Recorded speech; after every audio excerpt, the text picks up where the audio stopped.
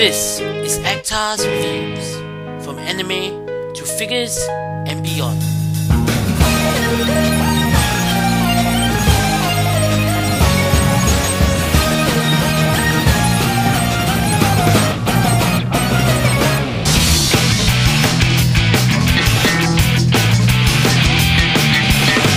Hey, this is Actar and welcome to another episode of Actar's Merchandise Reviews. As some of you know, I am a huge fan of production material. Sketches, storyboards, cells, film strips, background art. I just love that kind of stuff. And as evidenced from my vast Yu-Gi-Oh! And Pokemon card collection, I am also a huge fan of trading cards. Thus, it is only natural that I fall head over heels for Kyoto Animation's newest product that combines the awesomeness of production material with the convenience and collectability of trading cards. Presenting the Trading Kyoani Collection series of trading cards, featuring none other than Kyoani. So, what exactly are these, you might ask? Well, as mentioned earlier, these are basically trading cards that have production material from the Kyoani series on them. Or more accurately, they are production material shrunk down and turned into trading cards. The cards come in volumes, or booster boxes, each with a different main character on the front.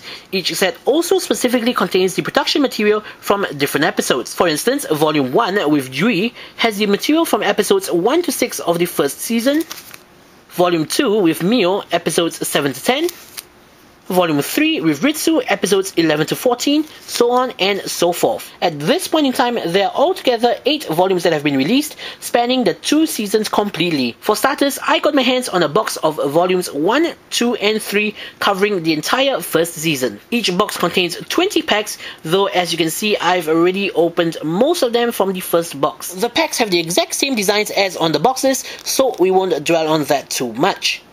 The backs of the packs and the boxes explains what to expect inside.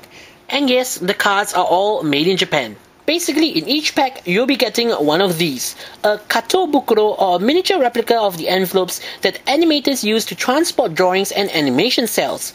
I find it really intriguing that every single pack has one of these inside. It not only adds a sense of prestige and quality to the set, but I feel it also adds another level of surprise. And come to think of it, these envelopes do make for a great way to store your cards if you don't have a decent card album on hand, because the cards come in sets, which I'll be explaining in just a second. Note that the volume number is also properly marked on the envelope. Inside each envelope, you can get one of 3 different sets of cards. You have cell card sets, illustration card sets, and the most sought after and most awesome, mini storyboards. For the cell cards, we have cell card and background card that emulates the old cell animation style. Of course, these are all recreations, as modern animation studios all use digital animation techniques nowadays. In addition to those 2 cards, you have 4 more cards with the original sketches for that particular scene on them. They are usually 4 frames of animation that you could use to recreate a little flipbook. I simply love the little animation notes that you can sometimes see with each frame. But other times, you can get some more interesting sketches. For instance, this one with Nodoka has her character designs, whilst this famous scene from episode 6 comes with the concert outfits and the 4th wartime outfits from the very same episode.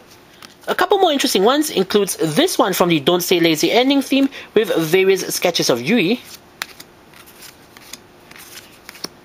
and this one with Ritsu holding up a test paper proudly.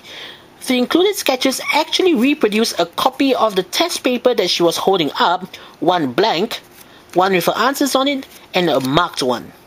The sheer variety that you can get with these cards is simply amazing, and I just adore the little behind the scenes background tidbits that come with each of them. Not to mention, the cell cards themselves are nice throwbacks to the olden days of animation and are pretty fun to collect in their own right. You can mix and match backgrounds and cells, for instance. Not only that, in certain scenes, some of the backgrounds are mostly obstructed, but with these cards, you can see the backgrounds in their full glory. The backs of the cards are all printed to resemble the drawing paper that the animators use. Next, we have the illustration cards. So these sets of cards seek to reproduce an original illustration.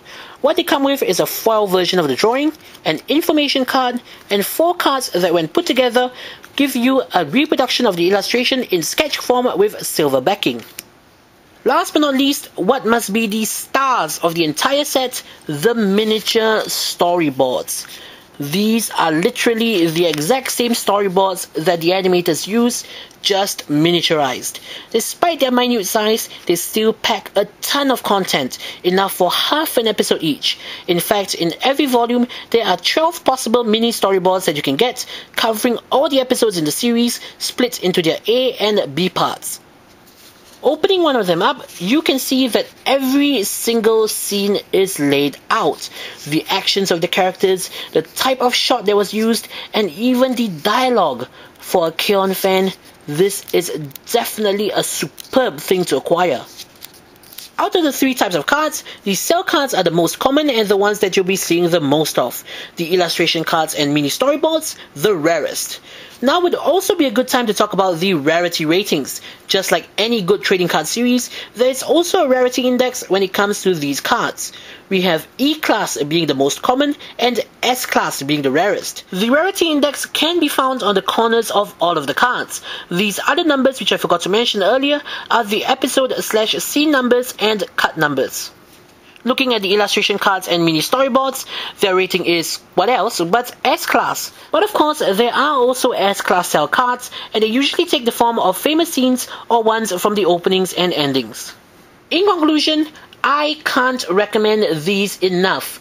Honestly, you can tell that these cards are made specifically for fans in mind, and if you are a fan of Kyoani, it's almost a guarantee that you'll love them. The cards are not only well made with great attention to detail, they are also chock full of contents, background material, and little extras that any fan of Kyoani can appreciate and enjoy. Not to mention, considering the fact that they are trading cards, they are highly collectible and really addictive. However, there is one setback to these cards, and that is their price. At almost $100 a box, it can get somewhat deterring. But from what I understand, their prices don't really seem to deviate that much from other Japanese trading card games. If you can get them for anything below 6,000 yen, I say go get a box. It's definitely well worth the investment. So, this is Acta saying, see you guys in the next episode.